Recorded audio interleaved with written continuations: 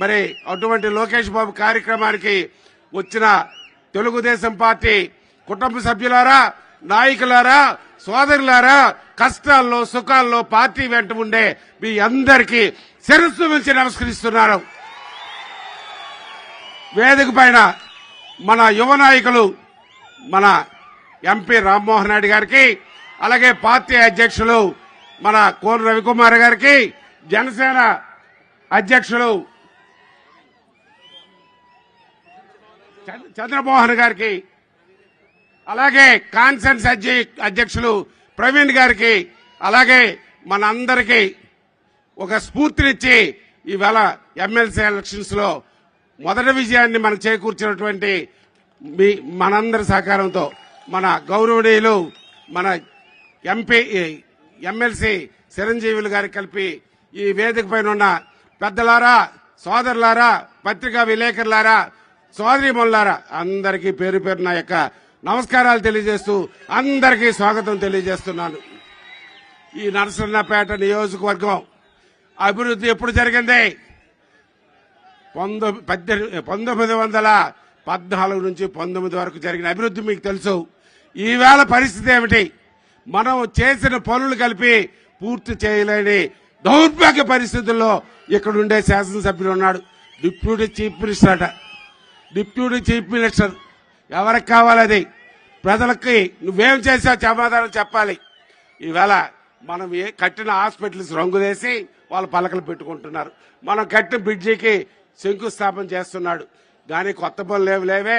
బొంతు ఎత్తిపోతల పథకం ఆవేళ మన రామ్మోహన్ నాయుడు, అచ్చెన్నాయుడు, రవికుమారు మేమందరం అన్నయ్య చంద్రబాబు నాయుడు గారు కోరితే ఏదైతే మా సారుకోట ఏరియా సర్వంగా సుందరంగా ఉంటుంది. ఒక పక్క కొండలు, ఒక పక్క తటాకాలు ఉండే సారుకోట మండలానికి కరువు కాటకాలతో పంటలు లేక రైతాంగం ఇబ్బంది పడిపోతున్నారు బాబు అని కోరితే 180 కోట్లతో బొంతిత్తిపోదల పథకం మంజూరు చేయడమే కాదు, ఫౌండేషన్ వేసి పనులు పరిగెట్టించి 64% పనులు పూర్తి చేస్తే ఈ గడిచిన 5 సంవత్సరాల్లో 2% కాదు 6% పనిచేయలేని దద్దమ్మ ఈ నియోజకవర్గ శాసనసభ్యుడు పనికిమాలిన ప్రభుత్వం ఈ వైసీపీ ప్రభుత్వం.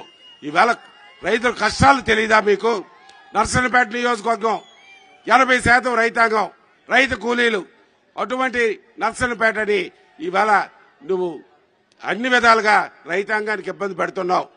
ఏదైతే కాలువలు బాగు చేయడానికి ఆవేళ మోడర్నైజేషన్కి మనం డబ్బులు ఇచ్చి పనులు చేయిస్తే 70% పూర్తయితే 30% కలిపి చేయలేని దద్దమ్మ ప్రభుత్వం ఈ ప్రభుత్వం.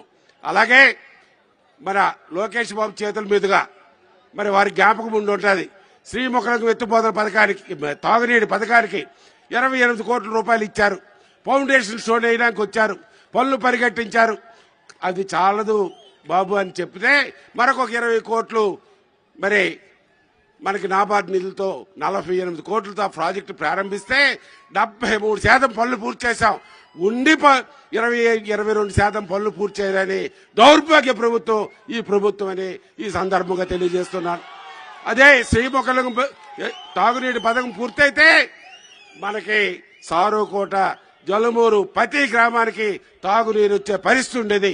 చేతకాని ప్రభుత్వం, చేతకాని ప్రజాప్రతినిధులు ఇక్కడ ఉన్నారు. అలాగే తీసుకుంటే ఈవేళ దోపిడీలు, దౌర్జన్యాలు. మన ఎర్రన్నాయుడు చిల్డ్రన్ పార్కు సర్వాంగ సుందరంగా తీర్చిదిద్దడానికి నిధులు మంజూరు చేశాం. మన చంద్రబాబు నాయుడు గారు మంజూరు చేసి పనులు పూర్తి చేసిన పార్కుని ధ్వంసం చేసి మరి కబ్జా చేయడానికి చూసిన దుర్మార్గులు ఈ దేశంలో కాదు ఈ ప్రపంచంలో ఉండరు అని ప్రభుత్వం ఆస్తులను ధ్వంసం చేసి సొంతంకి చేసుకోవాల్సిన దౌర్భాగ్య పరిస్థితి ఈ వైసీపీ నాయకులు, ఈ వైసీపీ ప్రజాప్రతినిధులని ఈ సందర్భంగా తెలియజేస్తున్నాను. సోదరులారా, మనం సాగునీటి రంగానికి 600 కోట్లు ఖర్చు పెట్టాం, రోడ్ల నిర్మాణానికి ఖర్చు పెట్టాం, హాస్పిటల్ నిర్మాణానికి ఖర్చు పెట్టాం, రైతాంగానికి ఆదుకోవడానికి ఖర్చు పెట్టాం. మరి ఎన్ని చేసినప్పటికీ ఏదో ఒక అవకాశమని రావణమూర్తి మీలో నిత్యముండాడు. మీలోనొకడు ఏ రోజు శాసనసభ్యుడు అని ఫీలింగ్ లేదు. కుటుంబం గురించి కానీ, నా గురించి కానీ వ్యక్తిగతంగా ఏ రోజు కలిపి నేను పాటుపడలేదు. నిత్యం మీ మధ్యనే ఉన్నాను, మీలోనూ ఒకటిగా ఉన్నాను. అయినా నాకు ఓడించారు. అది గాలి, రాష్ట్రం మొత్తం గాలి. ఇవాళ మనం చూస్తున్నాం ఈ రాష్ట్రంలో పరిస్థితి దౌర్భాగ్య పరిస్థితిలో ఉన్నాం. పేదవాడికి నిత్యావసర ధరలు పెరిగిపోయి, రైతాంగానికి గిట్టుబాటు ధర లేక, యువతకు ఉద్యోగాలు లేక అన్ని వర్గాల వారు ఈవేళ మళ్ళా మా చంద్రన్న రావాలి, తెలుగుదేశం పార్టీ రావాలి, మా యువ నాయకుడు లోకేష్ బాబు గారు నాయకత్వంలో మా సమస్యలు తీరాలని పాదయాత్రలో మరి అతను కలుస్తూ అతనిలో అడుగులో అడుగేస్తూ వాళ్ళలో మమేకమై ఆ సమస్యలన్నీ కష్టకాలన్నీ తెలుసుకొని రాబోయే గవర్నమెంట్ లో మరి అవన్నీ పొందుపరిచి మేనిఫెస్టోలో పొందుపరిచి ఏదైతే ఈ రాష్ట్రానికి జరిగిన అన్యాయం ఉందో, ఈ ప్రాంతాలకు జరిగిన అన్యాయం ఉందో అన్ని తీర్చడానికి మన యువ నాయకులు ఈవేళ శంకారామ సభకు వచ్చి ఈవేళ సూపర్ 6 ఏదుందో ఆ కార్యక్రమాల గురించి, మన నియోజకవర్గం పరిస్థితి గురించి అన్ని అతనికి తెలుసు. మరి చీఫ్ మినిస్టర్ వచ్చాడయ్యా, నర్సరీపేట చీఫ్ మినిస్టర్ వచ్చి మరి మన బొంతుకి ఒక ఎత్తుపోతల, బొంతు కాదు రంగసాగరంలో ఎత్తుపోతల పథకం ఇస్తామన్నాడు. ఆ హామీ ఏటైంది? లేకపోతే నర్సరీపేట నడిబొడ్డును రాజుల చెరువు బాగు చేస్తామన్నాడు. మనం ప్రారంభించిన పనే పూర్తి చేయలేదు.